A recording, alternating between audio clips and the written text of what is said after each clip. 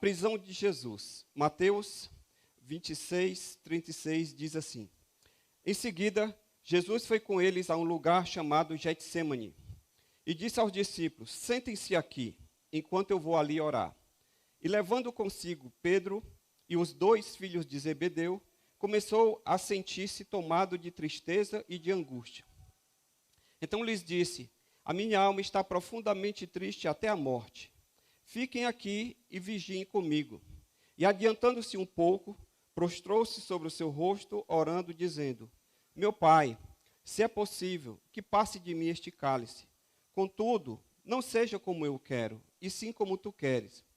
E voltando para os discípulos, achou-os dormindo. E disse a Pedro: Então nenhuma hora vocês puderam vigiar comigo? Vigiem e orem, para que não caiam em tentação. O espírito, na verdade, está pronto, mas a carne é fraca. Retirando-se pela segunda vez, orou de novo, dizendo: Meu pai, se não é possível que este cálice passe de mim sem que eu o beba, faça-se a tua vontade. E voltando, achou-os outra vez dormindo, porque os olhos deles estavam pesados. E deixando-os novamente, foi orar pela terceira vez, repetindo as mesmas palavras. Então, voltou para os discípulos e lhes disse: Vocês ainda estão dormindo e descansando. Eis que é chegada a hora, e o Filho do Homem está sendo entregue nas mãos dos pecadores. Levantem-se, vamos embora. Eis que o traidor se aproxima. E enquanto Jesus ainda falava, eis que chegou Judas, um dos 12, e com ele grande multidão com espadas e porretes, vinda da parte dos principais sacerdotes e dos anciãos do povo. Ora, o traidor tinha dado a eles um sinal: aquele que o beijar é esse, prendam-no. E logo, aproximando-se de Jesus, Judas disse: Salve, mestre! E o beijou. Jesus, porém, lhe disse: Amigo, o que você veio fazer? Nisto, aproximando-se eles, agarraram Jesus e o prenderam.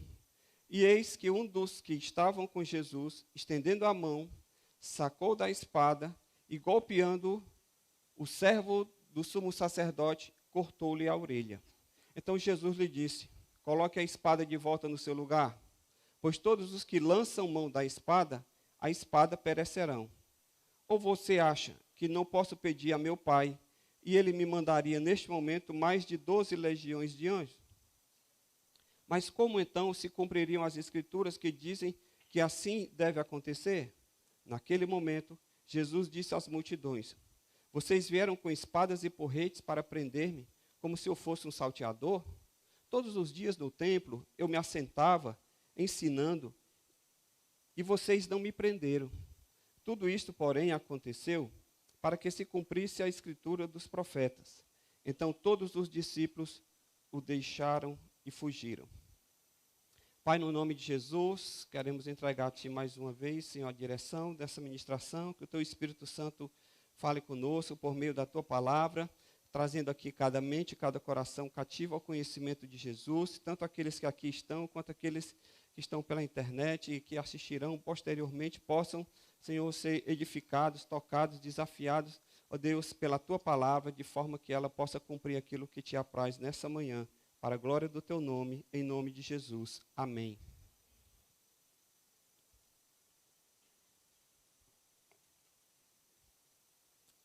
Você já se decepcionou com alguém com quem você convivia, em quem você confiava? Aconteceu isso com você alguma vez? Você já foi traído, enganado e passado para trás alguma vez na vida?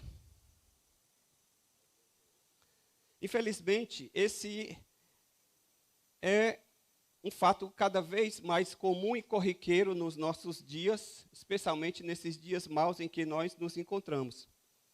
Jesus, ao deixar a sua glória e encarnar-se, assumir a forma humana, para nos redimir, para nos salvar, para se identificar conosco, Jesus, ele também, ao assumir a natureza humana, ele se sujeitou a passar pelas mesmas coisas que a gente passa, e inclusive também ser traído e abandonado, e enfrentar momentos difíceis né, as dificuldades, porque fazia parte do seu plano de identificação total conosco, para nos redimir, nos salvar e nos substituir perante Deus.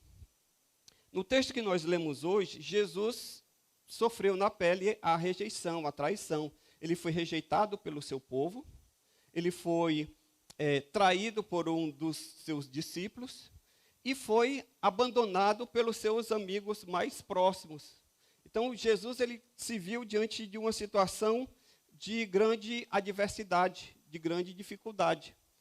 E eu queria que a gente meditasse nesse texto, nessa manhã, porque eu entendo que por meio do exemplo e da atitude de vida de Jesus perante essa situação de adversidade, nós podemos aprender para que também nós, nas nossas adversidades, nas nossas lutas, no nosso dia a dia, nós possamos, através do exemplo e dos ensinamentos dele, da vida dele, da atitude dele, também trazermos isso para a nossa vida, para que a adversidade, quando bater a nossa porta, nós possamos saber como enfrentá-la.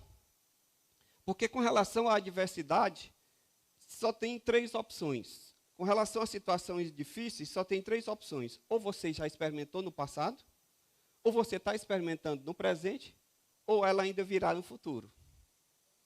É um fato, faz parte da natureza humana e da vida nessa dimensão. Então, com a prisão de Jesus, diante de uma situação difícil, eu aprendo, em primeiro lugar, o seguinte: que as pessoas são importantes, mas elas não podem ser a base da nossa esperança. As pessoas são importantes na nossa vida, mas elas não podem ser a base da nossa esperança. Jesus, aqui no versículo 38, você mantém a sua Bíblia aberta e nós vamos estar voltando para o texto constantemente. Ele diz: a minha alma está profundamente triste até a morte. E aí pediu aos discípulos para orarem com ele, para estarem se solidarizando com ele naquele momento de dificuldade. Porém, quando Jesus se afasta para orar à parte, e quando ele retorna, ele os encontra dormindo. E por 3 vezes, do versículo 40, no versículo 43 e do versículo 45, Jesus, ele volta e encontra os seus discípulos dormindo. Ou seja, eles não se solidarizaram com ele, eles não compartilharam aquele momento triste que ele diz: a minha alma está profundamente triste até a morte. Os discípulos mais íntimos de Jesus, com quem ele havia convivido 3 anos da sua vida, sequer conseguiram se solidarizar com a sua dor e com a sua tristeza.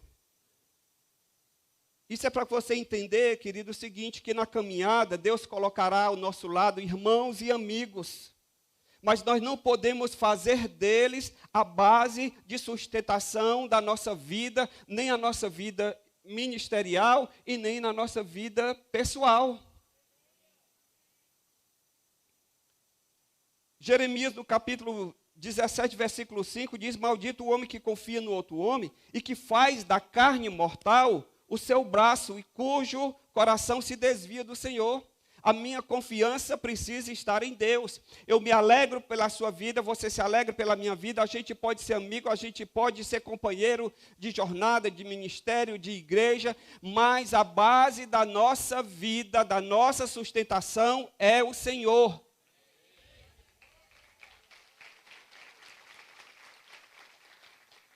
O salmista nos lembra muito bem dessa verdade absoluta, da qual nós não podemos olvidar, ou seja, da qual nós não podemos nos esquecer em momento algum, quando ele diz no Salmo 18, versículo 2, o Senhor é a minha rocha, a minha fortaleza, o meu libertador, o meu Deus, o meu rochedo em quem me refugio, o meu escudo, a força da minha salvação, o meu alto refúgio. Para quem é fiel, te mostras fiel. Com o íntegro, te mostras íntegro. Então, deixa eu lhe dizer, por mais que você ame, por mais que você confie em alguém, Jesus ele estava ali convivendo com aqueles homens, ele escolheu aqueles 12 ali para estar com ele durante esse período da vida dele aqui, porque foi por meio deles que a igreja, que a mensagem se expandiu posteriormente. Mas Jesus, ele entendeu claramente aqui que ele precisava estar refugiado em Deus, porque nós não podemos fazer do braço da carne a nossa força. Por quê? Porque nós somos falhos. Pode ser que um dia eu lhe decepcione, pode ser que um dia você me decepcione. E por isso eu não posso colocar todas as minhas fichas em você, e você não pode colocar todas as suas fichas em mim e nem em qualquer pessoa, nem no seu pai, na sua mãe, no seu sogro, na sua sogra, naquele que lhe sustenta, no seu patrão. Nós precisamos colocar todas as nossas fichas em Deus. Os investidores dizem o seguinte: você nunca pode colocar todos os ovos numa cesta só. Você nunca pode pegar todo o seu dinheiro e investir em um único tipo de investimento. Porque se aquele investimento ali for mal, você perde tudo. Então, o que eles dizem? Você tem que pulverizar. Tem várias opções no mercado financeiro e você pulveriza. Por quê? Porque se um for ruim, o outro está bom, e aí se compensa e você vai mantendo o seu patrimônio. Mas quando se trata da vida espiritual, da nossa vida como um todo, as nossas fichas têm que estar numa só cesta, e essa cesta é o Senhor. Amém? Glória a Deus. Então, deixa o meu conselho: tenha amigos e seja amigo. Ame e se relacione com as pessoas, mas apoie-se e dependa do Senhor. Amém? Segunda coisa que eu aprendo aqui nesse episódio de Jesus, com essa prisão dele diante de uma situação adversa, é que a oração, ela não evita, mas ela nos prepara para os momentos difíceis na nossa vida. Oração não evita, mas nos prepara para os momentos difíceis da vida. Olhe no versículo 40, quando ele diz: nenhuma hora vocês puderam orar comigo, vigiar, e no versículo 41 ele diz: vigiem e orem, para que não caiam em tentação. O espírito, na verdade, está pronto, mas a carne é fraca. Nós vemos aqui uma diferença crucial entre a atitude de Jesus e a atitude dos discípulos. E essa atitude, essa diferença, ela se refletiu logo em seguida na forma como cada um reagiu diante daqueles que vieram ao seu encontro para prender. Por quê? Porque Jesus, ele agiu de forma firme e pronta, enquanto os discípulos fizeram o quê? Fugiram. Diante da adversidade, Jesus se mostrou. Jesus não fugiu, Jesus se apresentou. E os discípulos, por sua vez, fugiram. Queridos, a vida é uma sucessão de eventos. E esses eventos da nossa vida, eles se alternam independente da nossa vontade. Na nossa vida, por exemplo, há dias de luto e há dias de festa. Dias de festa você até pode programar, mas dia de luto ninguém programa. Vamos fazer uma festa, vai ser tal dia, vai ter o evento aqui, o SOS Família. Vai ser uma bênção, vai ser um dia de festa e de celebração, porque estaremos aqui celebrando a restauração, nos preparando, recebendo ministração. Vai ser tremendo. Esse é um dia de festa para o qual nós estamos nos preparando. Mas o dia de luta a gente não se prepara, não tem como. Por quê? Porque os eventos, eles se alternam na nossa vida, independente da nossa vontade. Então, quando você ora, você não pode impedir que a dificuldade venha, mas você orando, você se prepara para ela. Eclesiastes 3:1 diz: tudo tem seu tempo determinado, há tempo para todo propósito debaixo do céu. E no versículo 4 ele diz: tempo de chorar e tempo também de saltar de alegria. Então, o que é que a gente precisa? A gente precisa ser realista.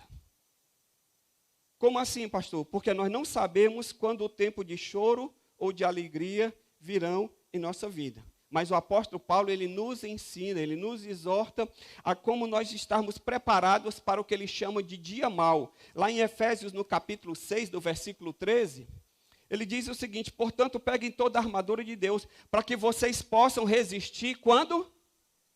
No dia mau. Quando o dia mau chegar, e aí depois de você ter vencido tudo, você permanecer firme. Então, como é que você se prepara para o dia mau? Quando você vai buscar a Deus em oração, Jesus disse, a minha alma está profundamente triste até a morte. E o que é que Jesus fez? Disse, todo mundo pega a espada, fique preparado, porque daqui a pouco vai ter guerra. Foi isso que Jesus fez? Não. Ele disse, vamos orar. Porque o crente veste a armadura de Deus como? Orando. Porque as armas da nossa milícia, como diz Paulo, são espirituais, para desfazer as fortalezas. As nossas armas não são carnais. Então, a oração, ela não evita, mas a oração, ela te prepara para os momentos difíceis.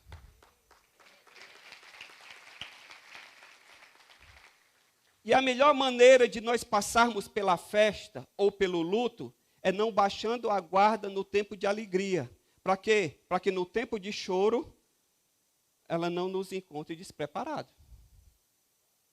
Tempo de alegria e tempo de luto, independente de o que seja, você está sempre com a armadura de Deus, está sempre armado, você está sempre alerta, você está sempre pronto, porque independente de qualquer momento, você não vai se distrair só porque você está na alegria. Você vai curtir a alegria, mas você vai estar sempre ali ligado com Deus. Por quê? Porque independente da circunstância, você vai estar firme e ancorado. Porque Paulo diz no próprio versículo 16 da armadura, ele diz, segurando sempre o escudo da fé.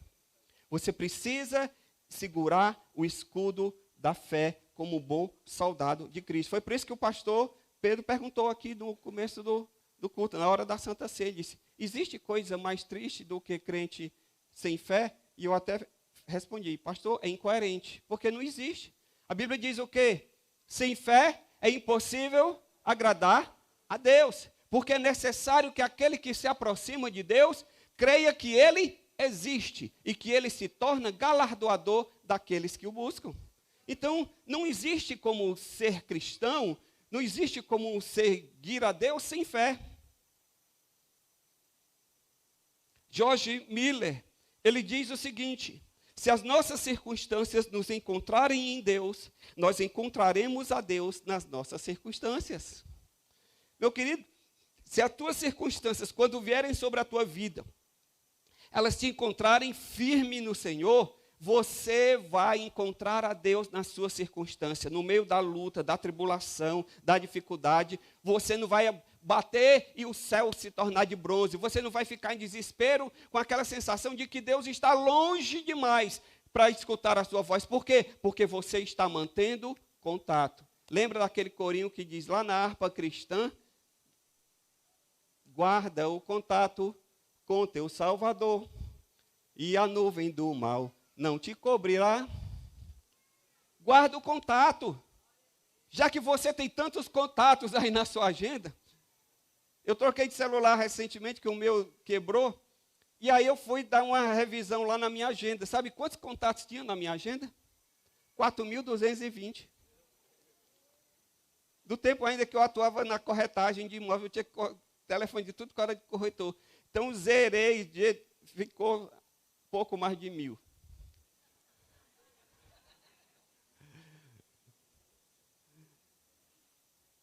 Que as nossas circunstâncias, independente de quais sejam, elas possam nos encontrar escudados na proteção que só a comunhão com Deus pode nos proporcionar por meio da oração. Amém? Terceiro, com a prisão de Jesus, diante de uma situação adversa, eu aprendo que, em termos espirituais, a essência não pode ser ofuscada pela aparência. Aquilo que é essencial na minha vida não pode ser ofuscado por aquilo que é aparente. Olha aqui o que é que ele diz no versículo 41. O espírito, na verdade, está pronto, mas a carne é fraca. O que é que aparece? Quando você olha para mim, você está vendo a minha carne ou o meu espírito? A carne. É a aparência. É aquilo que é exterior. Mas o verdadeiro eu não é isso aqui que você está vendo. Isso aqui é só uma casca. Isso aqui é o que Paulo chama de tabernáculo terreno. É um tabernáculo provisório. Tanto é que quando alguém morre, como é que se anuncia? o corpo de fulano de tal está sendo velado lá na funerária, ou então lá no cemitério. Por quê? Porque ali é só o corpo. Porque a gente entende que o fôlego de vida, a vida já não está mais ali, resta apenas o corpo. Então aquilo ali é só a aparência, aquilo ali vai se desfazer. O verdadeiro eu, quem você é de fato, está aí dentro. São as suas emoções, é a sua personalidade, é o seu espírito. É isso aí que vai ficar para a eternidade. Tanto é que esse corpo aqui, Paulo diz que ele vai precisar ser revestido da incorruptibilidade, porque do jeito que ele está aqui, por mais bonitinho, sarado, e engomado, e cheio de creme, e tintura de cabelo, não vai passar. Ó, de vez em quando a gente bota aqui uma coisa para disfarçar os grisalhos. Eu já comecei dessa vibe aí. Também? Pronto. Mas isso aqui é casca, isso aqui fica. A verdadeira essência é você. E aquilo que é aparente não pode ofuscar a tua essência.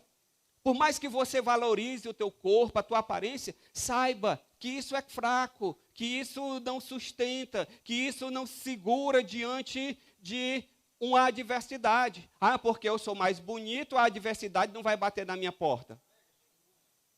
Pega chikungunya, para tu ver.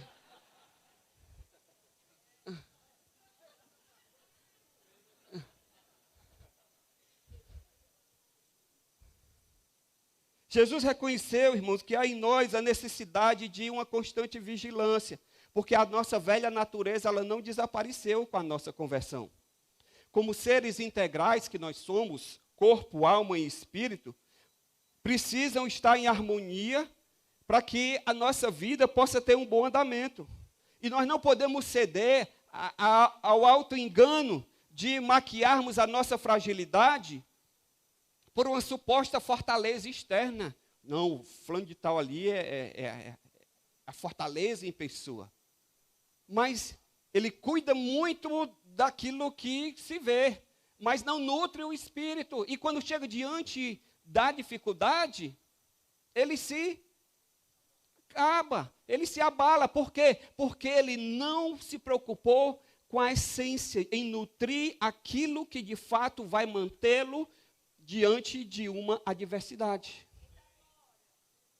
Então, deixa eu lhe dizer, cuide do seu corpo, sim, procure fazer exercício, ter uma alimentação saudável, procure se cuidar, especialmente desses tempos tão difíceis de doença, mas entenda que você precisa estar cuidando do seu espírito. Por quê? Porque na hora da dificuldade, é Ele que vai te sustentar, porque é Ele que se vincula com Deus.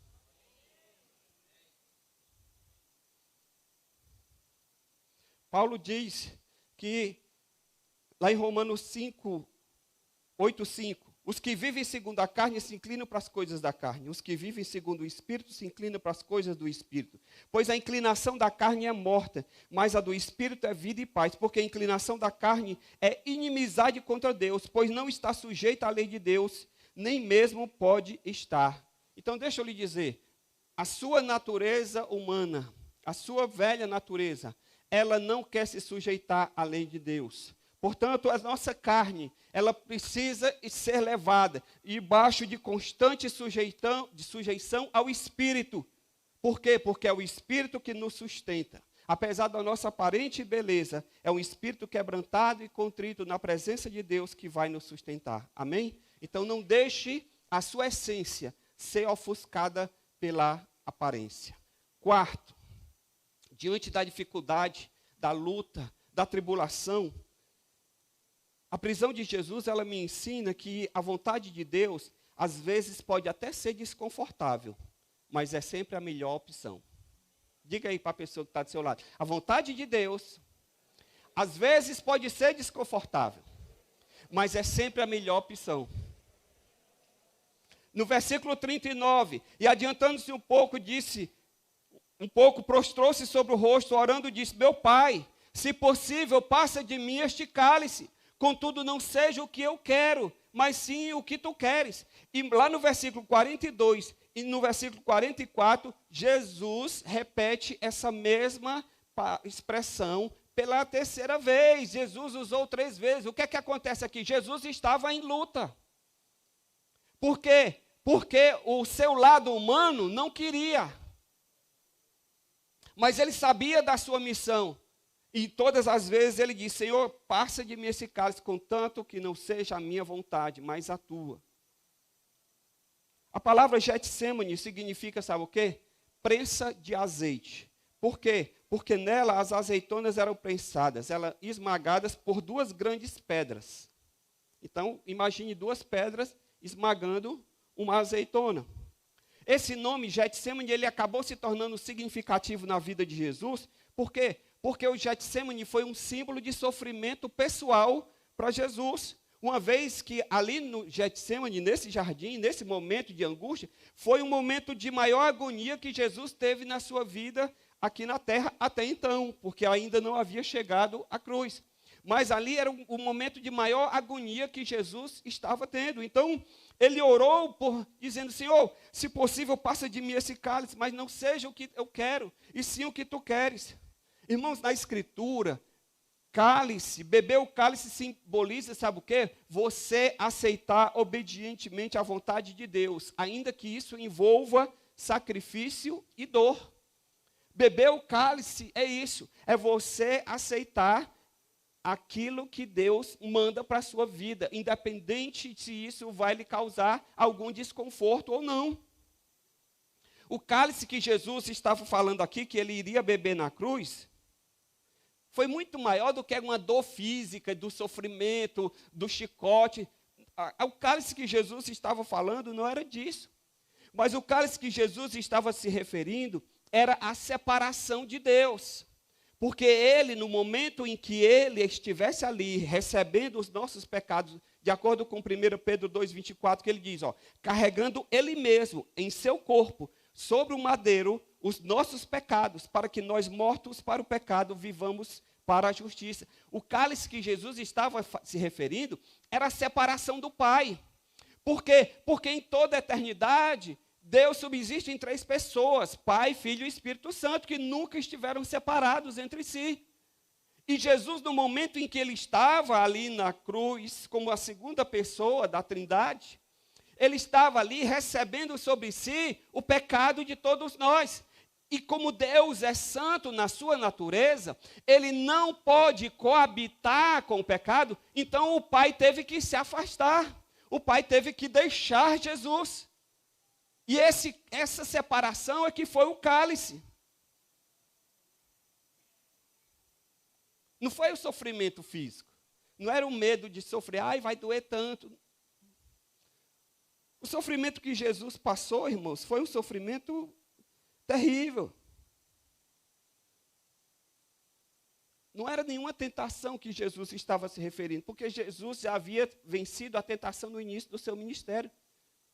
Satanás tentou Jesus de 3 formas.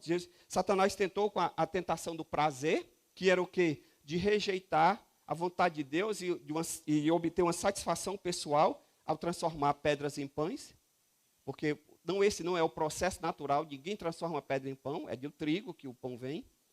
Jesus, ele venceu a tentação do dinheiro quando ele rejeitou a cobiça de não querer nem os reinos deste mundo. Jesus, ele havia vencido a tentação do poder, do orgulho espiritual, ao não se colocar em uma situação de tentar a Deus para mostrar que ele era filho de Deus. Então, o cálice que Jesus experimentou ali, estava para experimentar, era a separação de Deus. Então, mas a vontade de Deus era aquela, porque foi assim que aprove a Deus nos salvar, nos redimir. Então, você precisa entender o seguinte, às vezes, Deus pode nos levar por situações para trabalhar na nossa vida que são desconfortáveis, que a nossa carne não gosta. Por quê? Porque naturalmente eu e você gostamos do quê? Do conforto. Se o ar-condicionado quebra, a gente já fica. Se a gente está com sede, a gente se levanta e vai procurar água. A gente vive tentando o tempo todo satisfazer as nossas necessidades. Quando algo não pode ser satisfeito, Uma criança não entende, ela bate o pé e ela chora porque a mãe não dá aquele biscoito lá no supermercado. E aí ela chora porque ela não entende, ela não tem disciplina. Mas nós, às vezes, como já somos adultos, a gente fica ali aguentando, mas não fica gostando da situação. Por quê? Porque o nosso corpo, ele tende a sempre voltar para a homeostase, daquele momento de prazer, de relaxamento, de alegria. Mas Deus, muitas vezes, para trabalhar na minha vida e na sua vida, Ele vai te levar por momentos de desconforto. Mas saiba de uma coisa, independente do momento que você venha a passar, a vontade de Deus é a melhor opção para a sua vida.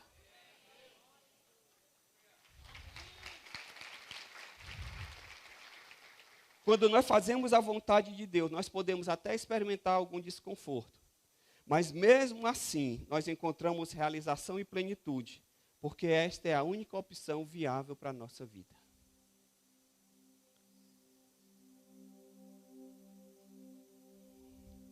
Quinto e último, a obediência a Deus nos capacita a enfrentar os problemas com confiança.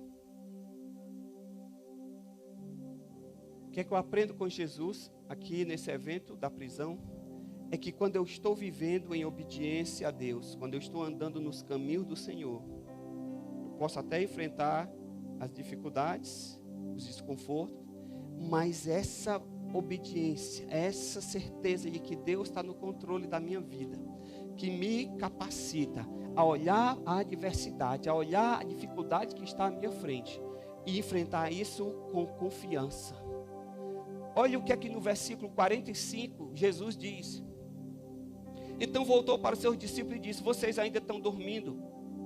Eis que é chegada a hora e o Filho do Homem está sendo entregue nas mãos dos pecadores. Vamos? Estão vindo aí. Jesus disse: ei pessoal, estão vindo aí, vamos pegar o beco aqui, ó. Não. Jesus disse: ó, estou aqui. Pode vir. Porque eu estou confiando em Deus. Porque a minha vida está seguindo a agenda de Deus. Eu não estou aqui seguindo a minha agenda. Eu não estou aqui fazendo a minha vontade. Eu não estou aqui pisando na bola e agora que deu errado, eu vou agora pedir a Deus aqui, igual criança, quando alguma coisa der errada, ela diz: mãe, pai, e você já fica alerta. O menino some ali da sua vista, aí você está aqui entretido fazendo alguma coisa, aí quando você só escuta o grito: mãe, aí você já sabe que aconteceu alguma coisa e está precisando de ajuda. Porque ela fez alguma coisa que não deveria.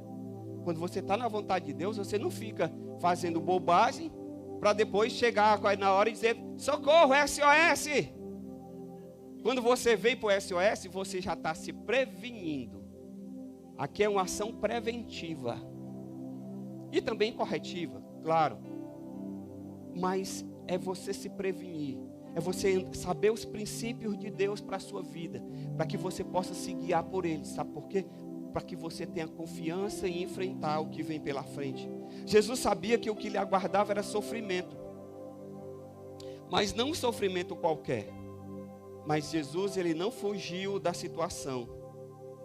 E ele deixou isso claro para os seus discípulos. Que ele disse assim para Pedro. Pedro queria pegar a espada aqui e disse: espera aí, Senhor, não vou deixar não. Jesus disse: olha, Pedro, no versículo 52. Coloque a espada aí. Ou você acha que eu não posso pedir ao meu Pai e Ele me mandar neste momento mais de 12 legiões de anjos? O que é que Jesus está dizendo? Pedro, Deus não perdeu o controle não, meu filho. Isso aqui que está acontecendo, Deus está no controle. Você acha que eu não poderia pedir ao Pai e Ele mandava 12 legiões de anjos para me socorrer nesse momento? Não precisa. Eu sei o que eu estou fazendo. Eu sei em quem tenho crido e estou bem certo que é poderoso. Entende? Não precisa de atalho, não precisa de um jeitinho, não precisa de fazer algo ou então lançar a mão da minha força. Por quê? Porque Deus é quem está no controle da minha vida. Então você, querido, quando você está na vontade de Deus, você vai para frente, você vai para cima. Você enfrenta com confiança.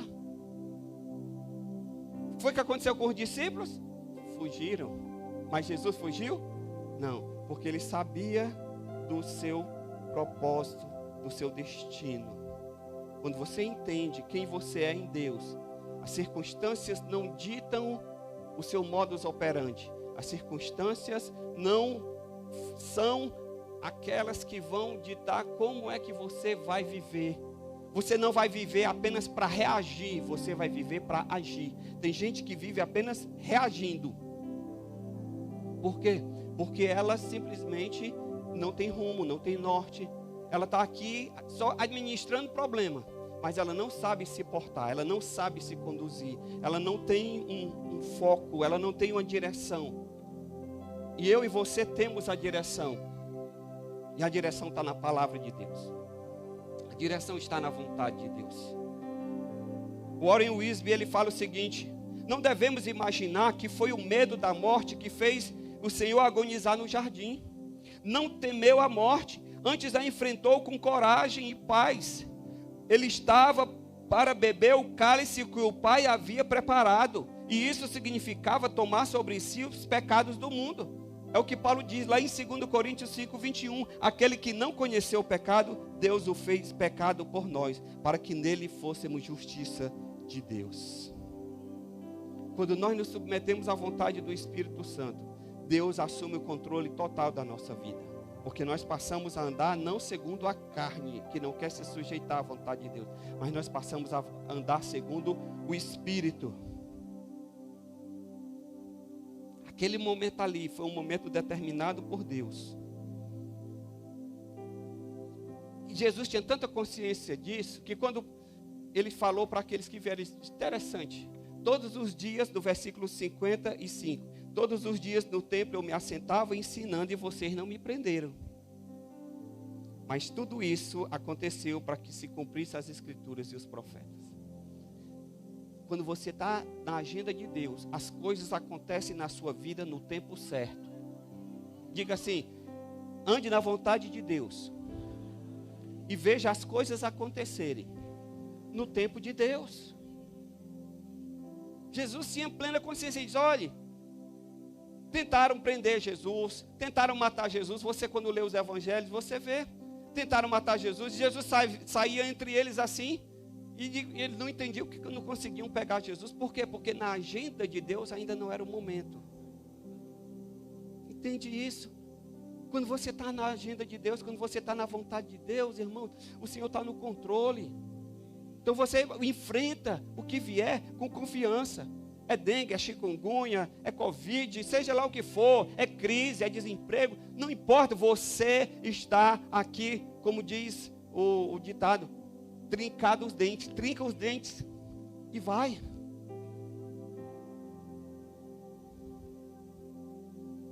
Jesus enfrentou todo esse processo de cabeça erguida, porque ele sabia que independente do sofrimento e a dor que lhe aguardavam, ele estava fortalecido com a convicção de que estava no centro da vontade de Deus. E se cumpriu na vida de Jesus o que o apóstolo Paulo, sob a inspiração do Espírito Santo, falaria mais tarde lá em Romanos 12, 1 e 2, ele diz: portanto, irmãos, pela misericórdia de Deus, peço que ofereça o seu corpo em sacrifício vivo. Jesus ofereceu o seu corpo, santo e agradável a Deus. E não vivam conforme os padrões desse mundo, mas desde que Deus os transforme pela renovação da sua mente, para que vocês possam experimentar qual a boa, agradável e perfeita vontade de Deus. Jesus viveu a boa, agradável e perfeita vontade de Deus. Então eu quero encerrar dizendo o seguinte: tenha a certeza de que a sua vida está seguindo o curso da obediência de Deus. E assim, a semelhança de Jesus, nada vai abalar a sua vida. Vamos ficar de pé na presença do Senhor.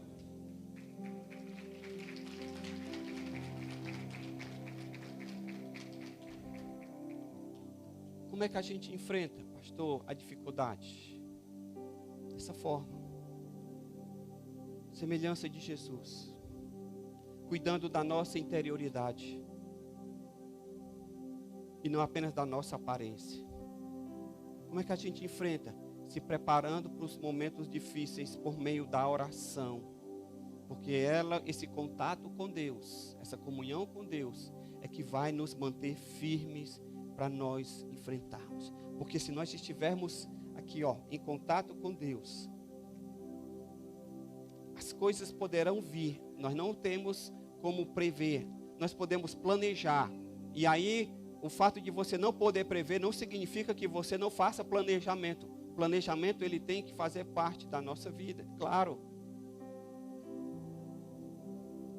Mas você precisa entender que você não tem como controlar todas as coisas. Você pode, por meio do seu planejamento, das suas atitudes, proatividade, você pode diminuir, você pode mitigar os riscos, mas você não pode eliminá-los.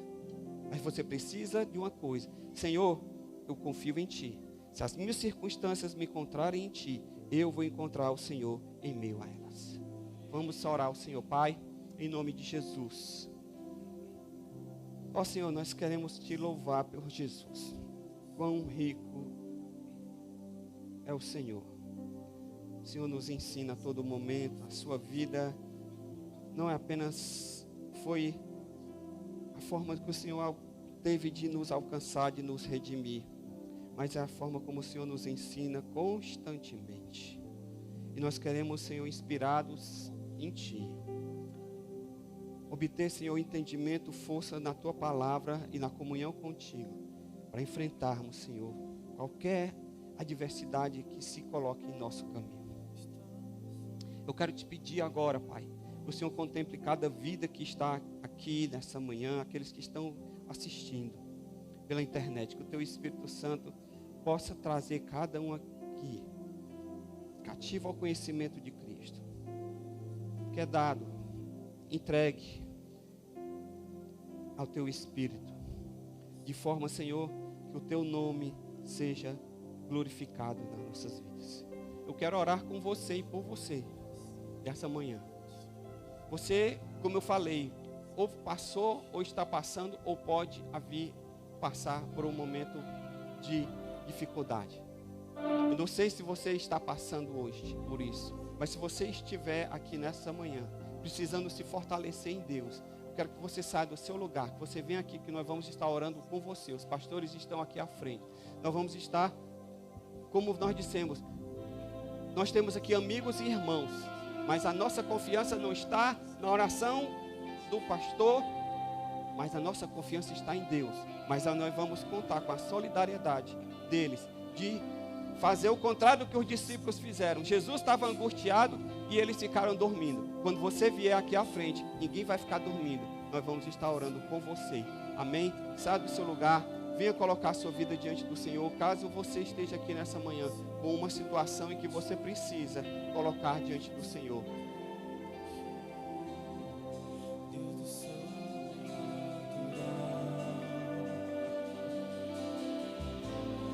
Se eu creio em Ti, se eu creio em Ti, Aleluia. Deus do sobrenatural, Deus do sobrenatural. Deus do sobrenatural está aqui. se eu creio em Ti, Aleluia. se eu creio em Ti, Deus do sobrenatural, Senhor do sobrenatural. se eu creio em Ti, se eu creio em Ti, Deus do sobrenatural, aquele que é real de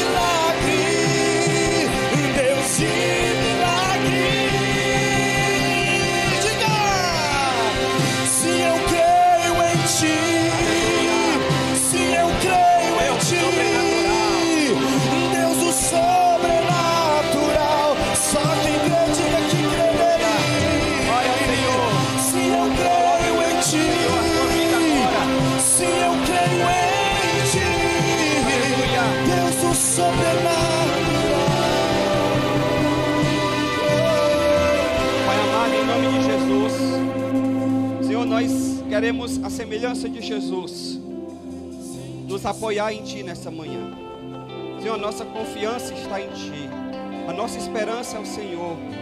Ó Deus, nós não fazemos do homem a força da nossa vida. O nosso apoio, o nosso refúgio, a nossa fortaleza é o Senhor. E eu quero te pedir, meu Pai, que agora o Senhor se mostre forte. Que o Senhor se mostre fiel com aquele que é fiel, com aquele que te busca, com aquele que depende, com aquele que espera em Ti. Que nessa manhã o Teu Espírito Santo possa agora, meu Deus, fazer aquilo que nós não podemos fazer. A Tua palavra foi pregada, mas é o Teu Espírito Santo quem age, é o Teu Espírito Santo quem convence, é o Teu Espírito Santo quem faz mover as águas. Eu quero te pedir em nome de Jesus, entra com intervenção sobrenatural. Oh, que o sobrenatural que venha sobre cada um daqueles que aqui estão e que confiam e que esperam no Senhor, para a glória do Teu nome, para a glória do Teu nome. Manifesta, Espírito Santo, manifesta o Teu poder, a Tua presença, fortalece, segura pela mão, não deixe nenhum aqui se sentir desamparado, não deixe que os se sintam, meu Deus, ó Pai, como se estivessem distantes de Ti. Aproxima, acolhe em Teus braços, acolhe em Teus braços, meu Deus, em nome de Jesus, e dá o conforto, o consolo e a segurança que só o Teu Espírito Santo pode fazer. Senhor, realiza agora na vida deles, meu Deus, a Tua palavra quando diz que vinde a mim, vós que estáis cansados e sobrecarregados, e eu vos aliviarei. Senhor, substitui todo o fardo pesado, substitui, Senhor, toda dor, toda angústia, toda inquietação. Aprendam, Pai, que eles possam nessa manhã descansar e confiar em Ti, para a glória do Teu nome, em nome de Jesus, em nome de Jesus. Enquanto nós estamos orando, você que está aí no seu lugar, você nunca fez uma decisão pública por Jesus? Você diz, pastor, o que é essa decisão? É você convidar o Senhor para ser o Senhor da sua vida, para Ele te conduzir, para você submeter a sua vida à vontade dEle, assim como Jesus submeteu a sua vida à vontade do Pai, e Ele se capacitou para enfrentar todas as coisas que vieram à sua vida de cabeça erguida. Você precisa entregar a sua vida a Cristo. Então, se você nunca fez essa oração, eu quero agora orar com você, aí no seu lugar mesmo, faça essa oração e diga assim: Senhor Jesus, nesse instante, eu entendi, eu reconheço que eu preciso de Ti. Eu entendi que Tu vieste à cruz do Calvário para morrer pelos meus pecados e dar a Tua vida para me purificar de toda injustiça. Eu quero te pedir, Jesus, que Tu me perdoes, que Tu me limpes, que Tu me santifiques, que Tu me dês a certeza da salvação. Me une a Ti agora, me conecta contigo agora, por toda a eternidade. Eu quero Te conhecer e eu faço de Ti o meu Senhor e o meu Salvador, para a glória do Teu nome, em nome de Jesus. Amém. Amém. Glória a Deus.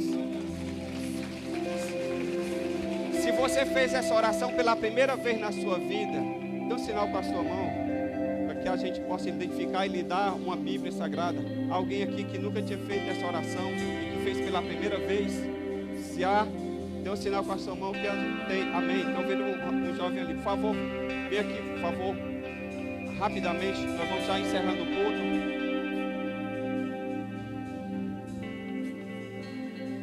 Glória a Deus. O Senhor é bom. Amém? Teu nome? Meu xará Joaquim. Rapaz, esse mundo é pequeno para dois Joaquim, mas tudo bem, não vou aceitar dividir com você.